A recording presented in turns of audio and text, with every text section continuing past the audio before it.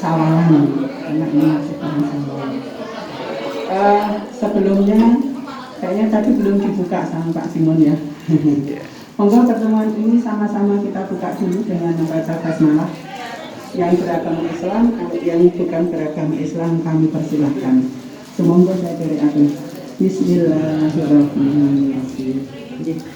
Bapak Ibu yang saya hormati, pada kesempatan ini yang pertama saya mengucapkan terima kasih sekali kepada Pak Danang dan Ibu Danang yang sudah menerima kehadiran kami, dan ternyata Pak Danang warga itu 344 ini banyak. Kalau biasanya mungkin Pak Danang yang di Kepani Bapak di Danang ini yang itu pada kesempatan ini kita bergabung sehingga besok mayoritas dari warga RT 34 walaupun ada yang hari ini tidak semuanya kita lakukan karena ada Bapak Ibu yang kebetulan bersamaan. Mungkin hari ini hari yang baik mungkin sehingga ada banyak Bapak Ibu yang bersamaan sehingga tidak bisa rawuh pada pertemuan siang hari ini. Ibu-ibu yang saya hormati dan bapak-bapak, sebelumnya mungkin saya matur dulu. Jadi hari apa ya kemarin itu? Hari Senin apa ya? Hari Senin itu ada petugas dari Dinas Lingkungan Hidup yang memberikan apa ya, bukti retribusi. Mungkin kalau dulu yang pegang Pak Danang ya, karena Pak Danang selaku bendahara. Maaf, bukan Pak Danang yang ada di sini, tapi Pak Danang yang Pak Danang Tahyono. Nah, ini di tempat kita itu setiap bulan dikenai retribusi sebesar 68.000.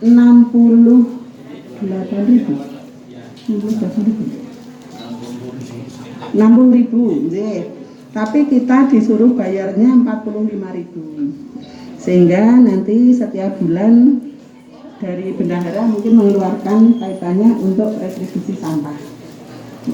Terus kemarin juga saya tanyakan, karena pandemi itu kan, karena selama 2 tahun katanya selama pandemi itu tempat kita tidak memberikan retribusi, katanya seperti itu.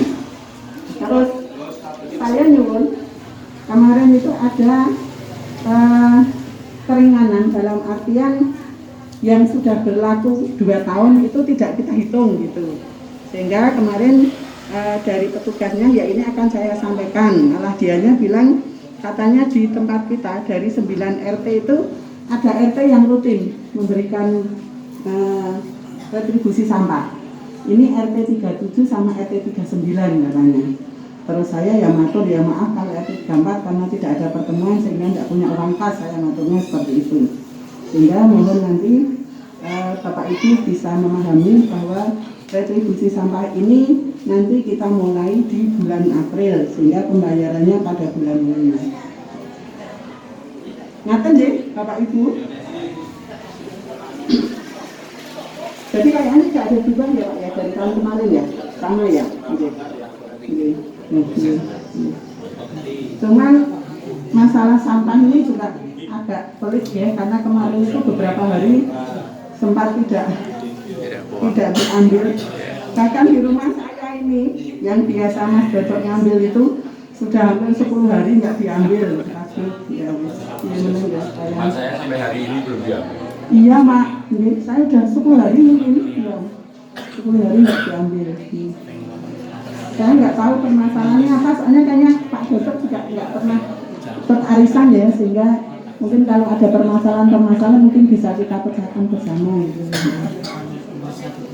Jadi Bapak Ibu, sebelum acara dilanjut, saya akan mengikrarkan sawalan. Monggo nanti sama-sama untuk ditirukan ya.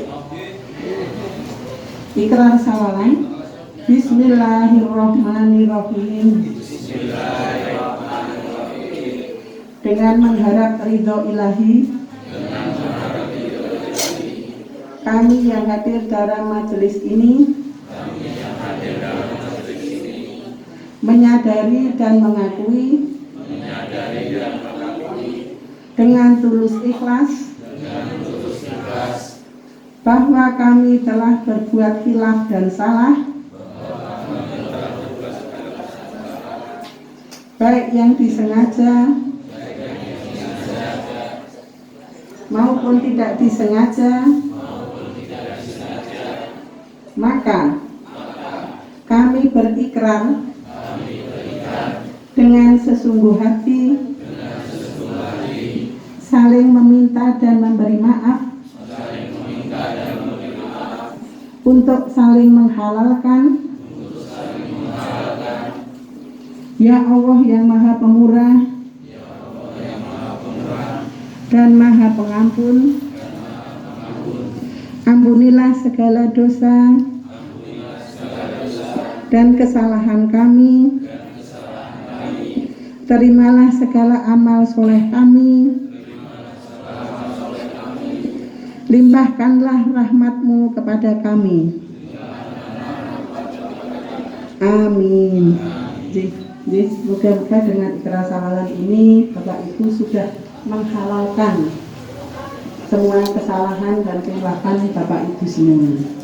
Jadi mungkin itu yang dapat saya sampaikan. Monggo nanti dilanjut di acara berikutnya. Assalamualaikum warahmatullahi wabarakatuh. Ya, terima kasih Ibu Sri Harnani selaku Ketua RT 34 yang sudah memberikan sambutan dan ikrar sawalan.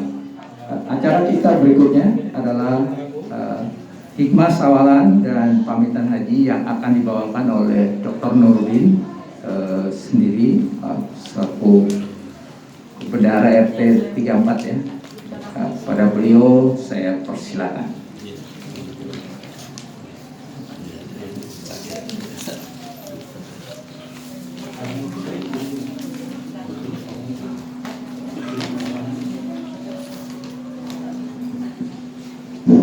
Bismillahirrahmanirrahim. Assalamualaikum warahmatullahi wabarakatuh. Alhamdulillah wa syukrulillah wa la hawla wa la quwwata illa billah. Asyhadu an la ilaha illallah wahdahu la syarikalah wa asyhadu anna Muhammadan abduhu wa rasuluh la nabiyya wa rasula ba'da. Allahumma sholli ala Muhammad wa ala alihi wa sahbihi ajma'in, amma ba'du. Kepada tuan rumah Bapak Danang Kristianto yang saya hormati beserta keluarga tentunya, pada bapak-bapak, ibu-ibu dan saudara-saudara sekalian, semua warga RT 34 RW 10 Jogokarian yang dimuliakan Allah Subhanahu wa taala, yang berbahagia. Puji syukur marilah kita haturkan, kita panjatkan kepada Allah Subhanahu wa taala yang telah memberikan taufik, hidayah, inayah, kekuatan dan maunah kepada kita sekalian, sehingga alhamdulillah berkat ridhonya, berkat rahmatnya kita bisa berkumpul di tempat ini, yaitu di tempat Bapak Danang Kristiawan dalam keadaan cerah ceria, alhamdulillah, tidak hujan, cuacanya terang ya, dan insya Allah mendukung pada kebahagiaan kita semua. Salam serta salawat marilah kita senantiasa aturkan pada junjungan kita, yaitu Nabi Agung Nabi Muhammad SAW, Nabi sebagai uswatun hasanah kita, sebagai Nabi yang terakhir yang diutus oleh Allah Subhanahu wa taala kepada umat sekalian di dunia ini, yang insya Allah apabila kita mengikuti tuntunan-tuntunannya, kita akan mendapatkan syafaat di sisi Allah Subhanahu wa taala. Amin amin ya rabbal alamin. Bapak sekalian, mohon izin kami ingin memberikan satu hikmah sawalan yang kami beri judul ya, Kembali Fitri dengan tampilan yang lebih Islami gitu ya. Karena kita mayoritas Islam, tentu Bapak sekalian, kita telah melaksanakan ibadah puasa selama sebulan penuh ya, 30 hari ya, jadi tidak dikurangi ya. Yang lain mungkin hanya 29 hari, nah, tapi kita alhamdulillah di Jogokarian khususnya ya, di Indonesia juga, yaitu selama 30 hari. Jadi 30 hari pun itu alhamdulillah insya Allah yang lain juga sudah menambah puasanya lagi, yaitu selama 6 hari. Jadi namanya Syawal ya. Jadi puasa Syawal, puasa sunnah. Alhamdulillah yang bagi yang sudah dilaksanakan berarti itu dianggap puasa setahun. Lalu saya lihat puasa 36 hari itu menurut Pak Silo pemain kene. Pak Susilo kok malah nonton. Sudah puasa setahun. Nah, kan enak gitu ya. Tidak usah puasa pun mungkin puasa Senin Kemis atau puasa Daud dan sebagainya ya. Itu kita sudah dianggap puasa dalam setahun. Ya, Bapak Ibu sekalian, saya memotivasi pada diri sendiri, keluarga dan juga pada keluarga umumnya RT 34 ya untuk bisa melanjutkan ke puasa sunnahnya yaitu puasa Syawal. Ya. Hadirin yang dirahmati Allah Subhanahu wa taala, orang yang berpuasa itu akan mendapatkan 2 kebahagiaan.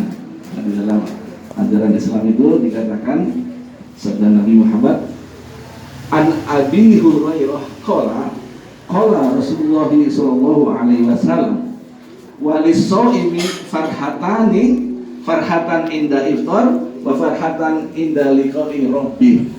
Jadi dari Abu Hurairah sahabat Nabi menceritakan kepada kita ya bahwa Nabi Muhammad SAW bersabda, walisoimi bagi orang yang soim ya, bagi orang yang siap puasa di bulan Ramadan itu, maka farhatani yaitu mendapatkan 2 kebahagiaan.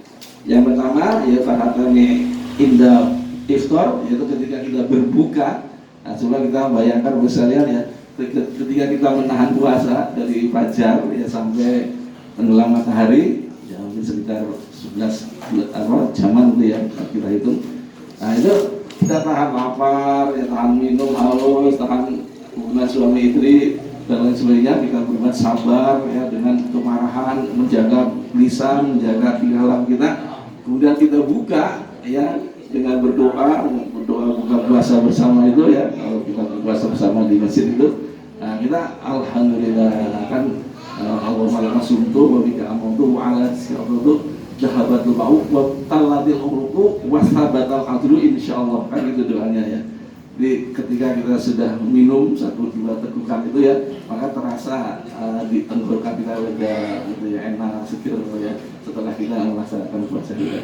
Itu kebahagiaan yang dirasakan, yang kita laksanakan, yang kita rasakan gitu dalam jasmani dan rohani kita ini. Kemudian nanti juga kita akan berbahagia yaitu dengan adanya apa? Padahal indah liqa'i rabbih, liqa itu artinya ketemu.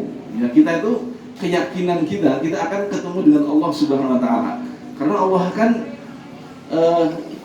dalam kita sehari-hari ya, ketika ada orang yang meninggal dunia kan innalillahi wa inna ilaihi raji'un. Innalillahi, sesungguhnya kita ini berasal dari Allah. Wa inna, dan sesungguhnya ilaihi, kita akan menuju kembali, raji'un adalah kembali kepadanya. Nah, berarti kita nanti akan kembali, kita sudah diciptakan oleh Allah Subhanahu wa taala melalui kelahiran dari ibu kita ya, dikandungan dan dibesarkan sampai kita nanti akan meninggal dunia, dan ketika kita nanti di akhirat kelak kita akan berjumpa dengan Allah Subhanahu wa taala. Memang bagi orang yang betul-betul diridhoi oleh Allah Subhanahu wa taala dengan iman dan amal saleh yang benar di sisi Allah Subhanahu wa taala. Itu betapa indahnya, betapa bahagianya orang yang bisa mendapatkan atau bisa melihat Allah Subhanahu wa taala. Apa mungkin kita melihatnya? Itu mungkin ya, dalam ajaran agama itu dikatakan demikian gitu ya. Kita akan melihat nanti seperti cahaya bulan purnama itu ya, keindahannya digambarkan seperti ini dalam ajaran agama. Jadi ya kita nggak usah nggak usah ragu atau nggak usah wah itu nggak mungkin atau gimana ya, merasa gitu ya, wah nonsen ya itu kita keimanan kita, insya Allah kita akan ketemu dengan Allah dan rasanya itu kita akan berbahagia sekali. Hadirin yang dirahmati Allah SWT, memang kita ini sudah puasa udah lewat ya, udah sebulan, kita sudah lewat 10 hari 11 hari ini ya, atau 12 ya, kan hari Senin besok Senin jadi udah 14 hari, sekarang hari Sabtu dikurangi 2 berarti 12 hari ya, 12 hari kita sudah Syawal ya, kita memang sudah berlalu puasa kita. Tapi apakah perbuatan atau ibadah kita berhenti di situ ya setelah bulan puasa? Kan tidak ya. Kita hubungan dengan Allah SWT yaitu hablum minallah dan hablum minannas itu akan terus berjalan ya secara individu, secara keluarga maupun secara masyarakat secara luas. Hadirin yang dirahmati Allah Subhanahu wa taala, Allah SWT telah berfirman kan, barang siapa yang berpuasa di bulan Ramadan dengan landasan iman dan mengharap balasan dari Allah, maka dia akan diampuni dosa-dosanya sebelumnya. Jadi fungsi atau manfaat atau kegunaan dari puasa itu yang kita laksanakan itu adalah membersihkan dosa-dosa kita. Mansoma ya dalam bahasa Arabnya itu mansoma Ramadan imanan wahtisaban ghufirlahu ma taqaddama min dzambi. Barang siapa yang berpuasa dengan dilandasi dengan keimanan betul-betul ya, dengan mengharapkan pahala ya, ikhtisaban itu ya, menghisab artinya menghitung pahala-pahala itu, maka kita akan diampuni dosa kita oleh Allah SWT. Nah, disinilah hikmah kita kembali kepada fitri, Idul Fitri. Idul artinya kembali, fitri artinya fitrah. Fitrah artinya suci. Bapak sekalian yang dirahmati Allah SWT, kalau kita bicara masalah suci, fitrah, memang kita ini manusia itu fitrah, dalam keadaan fitrah asal usulnya. Ya, ketika kita lahir sebagai bayi lahir itu fitrah. Ya, artinya bayi itu tidak mengandung dosa. Ya, istilahnya tidak ada dosa warisan gitu ya. Di dalam ajaran agama Islam itu nggak ada dosa warisan. Jadi betul-betul murni, meskipun mungkin orang tuanya hasil jina atau mungkin ya hasil di luar nikah kumpul-kumpul, tapi anaknya sendiri itu nggak punya dosa apa-apa, maka disebut dengan fitrah. Nah, hadirin yang dirahmati Allah SWT, jauh sebelum bayi itu lahir, yang namanya fitrah ya, itu dari di dalam kandungan ketika kita umur atau usia 4 bulan di dalam kandungan ini, bayi itu sudah ditiupkan ruh oleh Allah Subhanahu wa taala. Jadi namanya ruh itu adalah berasal dari Allah Subhanahu wa taala. Jadi Bapak sekalian, yang namanya jiwa manusia itu ya, manusia itu kan dibagi menjadi 3 bagian. Jasmani kan dia tubuh kita yang kelihatan ini yang bisa bergerak ya, dari kaki, kepala sampai ujung rambut itu namanya jasmani. Nah, sedangkan rohani yang ada di dalam diri kita, jiwa kita, di dalam diri kita, itu yang disebut dengan ruh gitu ya, dalam qalbu hati kita. Nah, itulah yang kedua, jasmani itu. Dan ada faktor yang lain yaitu akal. Ya, akal pikiran yang itu bisa pintar, bisa menggali ilmu pengetahuan sehingga menimbulkan suatu peradaban. Ya, sedangkan yang namanya rohani itu kita nanti hubungannya dengan Allah SWT. Senantiasa kita terus berkomunikasi dengan Allah SWT. Itu sifatnya rohani. Maka ketika kita di dalam kandungan pun, tidak dalam usia 4 bulan itu, maka Allah memfirmankan atau memberitahukan kepada kita di dalam surat Al-A'raf ayat 172 itu dikatakan, A'udzubillahi minasyaitonir rajim, bismillahirrahmanirrahim, wa idz akhadha rabbuka min bani adam min zuhurihim dzurriyyatahum wa asyhadahum ala anfusihim alastu birabbikum qalu bala syahidna an taqulu yaumal qiyamah inna kunna an hadza ghafilin.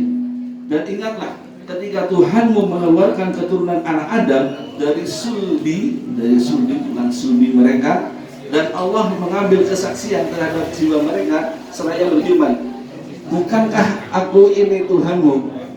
Bahasa Arabnya tadi alastu birabbikum, bukankah ini Allah? Kata Allah mengatakan demikian kepada ruh kita ini ya, pada jawaban bayi kita ini, apakah aku ini Tuhanmu? Nah, maka kata jawaban bayi tadi Allah mengatakan qalu bala syahidna, qalu berkatalah bala syahidna, iya betul engkau adalah Tuhanku. Jadi tujuannya kita diberi syahadat, kita diberi istilahnya di taklim, diberi perjanjian seperti itu tujuannya adalah an-taqulu yaumal qiyamah inna kunna an hadza ghafilin. Jadi kami lakukan yang demikian itu agar di hari kiamat kamu tidak mengatakan sesungguhnya kami Bani Adam adalah orang-orang yang lengah terhadap ini, maksudnya terhadap keesaan Allah SWT. hadirin yang dirahmati Allah Taala, dari Al-Quran ini kita bisa mengambil satu kesimpulan atau suatu gambaran bahwa ketika nanti di akhirat kelak itu manusia itu akan disiksa, ada yang disiksa, ada yang di neraka, ada yang masuk surga Allah Taala. Nah, ketika orang itu disiksa di neraka itu jangan sampai mengatakan demikian, oh bahwa saya itu disiksa itu karena hanya takdir Allah Taala. Bukan, ya karena Allah itu sudah memberikan istilah tadi, perjanjian tadi, syahadat ya, syahadat, persyahadatan atau persaksian gitu ya. Allah itu pada dasarnya kita ini adalah bertuhan, yaitu bertauhid kepada Allah Subhanahu wa taala. Itulah disebut dengan fitrah tadi, jadi kembali kepada fitri. Nah, ketika kita di dalam kehidupan kita sehari-hari ini kan kita dibesarkan ya oleh ibu kita, ya oleh keluarga kita masing-masing gitu ya. Itu memang kenyataannya seperti itu. Kenyataannya, jadi tergantung dari lingkungan, ya lingkungan keluarga yang paling dekat tuh ya. Maka di dalam sabda Nabi itu dikatakan bahwa kullu mauludin yuladu ala fitrah.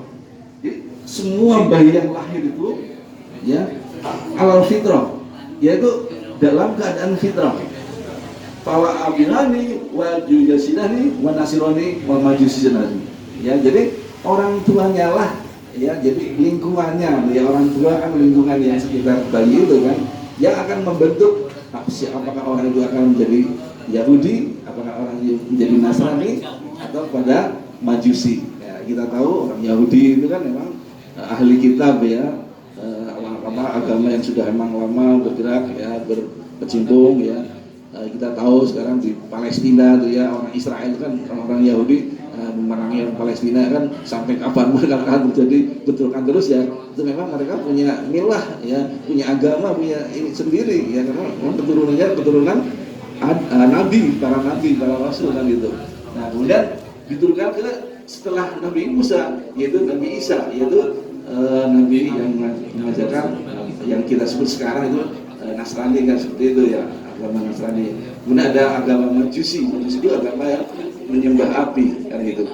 Nah, pada dasarnya Bapak sekalian, agama-agama ini kan diturunkan, yang terakhir adalah agama Islam. Sesungguhnya agama yang diturun itu di dalam kitab Al-Quran itu dikatakan semuanya adalah Islam gitu. Jadi Musa ya Islam, ya Selama ya, ada Daud, Nabi Ibrahim, Nabi Adam, Nabi Musa sampai Nabi Isa semuanya Islam. Artinya apa? Yaitu mengesahkan Allah Subhanahu wa taala. Tauhid misalnya ya Allah Subhanahu wa taala ya. Jadi monggo kita akan menanyakan kepada diri kita sendiri, hati nurani yang paling dalam, betul apakah betul ya waktu kita di Bali itu kita bisa merasakan getaran-getarannya ya. Nah, adapun kok ketika di dunia ini kita mungkin ada terjadi perbedaan, yang terjadi pemahaman yang berbeda, ya itu karena di situ ada nafsu, kemudian ada syaitan yang menggoda manusia kan gitu. Jadi mari ya kita senantiasa untuk apa ya istilahnya menggali ya potensi di dalam diri kita ini yang betul-betul ya, yaitu yang fitrah, yang insting, yang nurani yang paling dalam. Sehingga nurani yang paling dalam inilah yang kita akan berhubungan dengan Allah Subhanahu wa taala, yaitu hablum minallah. Maka hadirin yang dirahmati Allah Subhanahu wa taala, nah kita akan diberikan apa namanya itu jasa atau pahala di sisi Allah Subhanahu wa taala bagi orang yang memang itu beriman dan bertakwa kepada Allah Subhanahu wa taala. Jadi dalam Al-Qur'an dikatakan ya, sebentar ya, saya bukan dulu.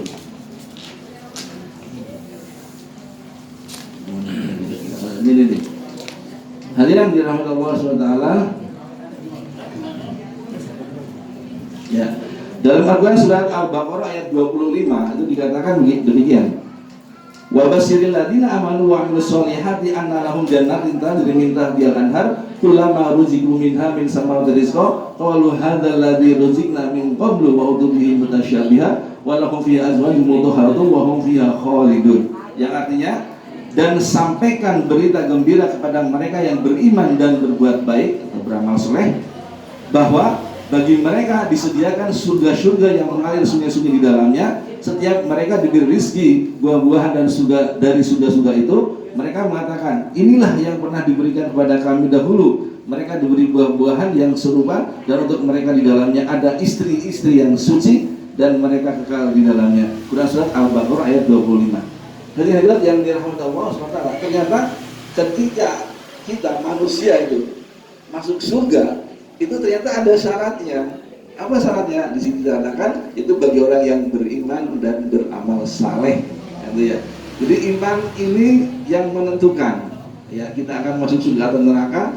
Itu iman kita di dunia ini, ya. Apabila kita iman kita benar, Bapak sekalian, yang mentauhidkan Allah SWT, bahwa Allah itu zat yang maha kuasa, maha esa, maha segalanya, maha pengampun, maha pengasih, maha penyayang. Kita yakini bahwa Allah itu mengatur semua alam ini, bahwa Allah itu menciptakan semua yang ada di jagat raya ini. Kemudian kita beribadah, kita menyembah Allah SWT, yaitu atas keislaman, atas kesyukuran kita diciptakan Allah SWT. Itu hanya Allah yang disembah. Maka kita beramal soleh itu dengan amalan-amalan yang dalam agama, ada sholat, ada zakat, ada puasa, ada haji. Insya Allah bagi yang mampu, itulah bekal kita akan dimasukkan dalam surga Allah Subhanahu wa Ta'ala. Hadirin yang dirahmati Allah SWT. Kalau kita berbicara masalah iman itu kan keyakinan dalam diri kita, jiwa kita kepada Allah, ya. Tapi itu kepada Allah dalam arti kalau itu rukun, dalam rukun iman itu ada 6. Ini bukan hanya kepada Allah saja, kepada malaikat, kepada kitabnya, kepada rasulnya, kepada hari kiamat, dan kepada qadar dan qadarnya, takdir baik atau buruknya. Itu ada 6 ya dalam rukun Islam, apa rukun iman di dalam agama Islam ini. Jadi itu yang kita percaya itu. Nah, dari rukun iman yang kita percaya ini bukan hanya sebenarnya di dalam batin kita, bukan hanya sebenarnya di awal dasar kita, tapi juga harus diwujudkan di dalam amalan-amalan soleh kita ini. Maka di dalam perwujudan dari amalan soleh itu yaitu dengan adanya rukun Islam. Rukun Islam itu ada 5, dan syahadat, ada 5 syahadat, sholat, puasa, zakat, dan haji.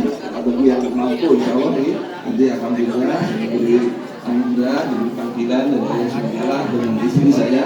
Jadi saya nanti kita akan berangkat di antara tanggal 4 sampai tanggal 10, yaitu pemberangkatannya. Tapi belum ada kepastian tanggal 5 atau 4, mudah-mudahan kita masih menunggu. Ya, insyaallah untuk masalah persyaratannya, insyaallah saya juga memenuhi syarat. Ya, jadi usianya di bawah 65 tahun, kemudian porsinya itu di awal pendaftaran. Ya, jadi banyak sekali yang tidak berangkat, termasuk para pembimbing itu nggak berangkat ya karena usia tadi di atas 65 tahun itu nggak bisa berangkat. Walaupun itu muda, masih usianya di bawah 65 tahun itu nggak bisa berangkat karena apa? Karena porsinya waktu pendaftaran itu mungkin agak telat, ya. Ini tidak di awal-awal itu. Karena saya alhamdulillah di awal tahun 2019 di awal Januari atau Februari sekitar itu. Jadi itu sekalian. Jadi kita harus bisa mewujudkan amal soleh di dalam kehidupan kita sehari-hari. Nah, hadirin, ketika kita mewujudkan amal soleh pun itu ternyata belum cukup. Mengapa? Ya karena itu hanya baru istilahnya secara formalitas, ya, secara sarana untuk kita bagaimana akan menjadi manusia yang betul-betul yang mutakin, ya, yang ihsan.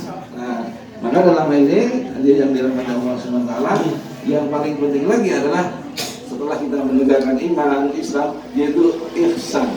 Ya. Pengertian dari ihsan itu apa, Bapak sekalian?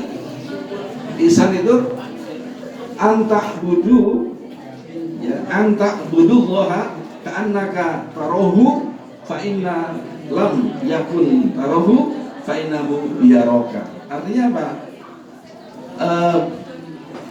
Engkau beribadah kepada Allah seakan-akan melihatnya, dan jika engkau tidak melihatnya maka yakinlah bahwa Dia melihatmu. Jadi sampai seperti itu, misalnya yang dirahmati Allah SWT.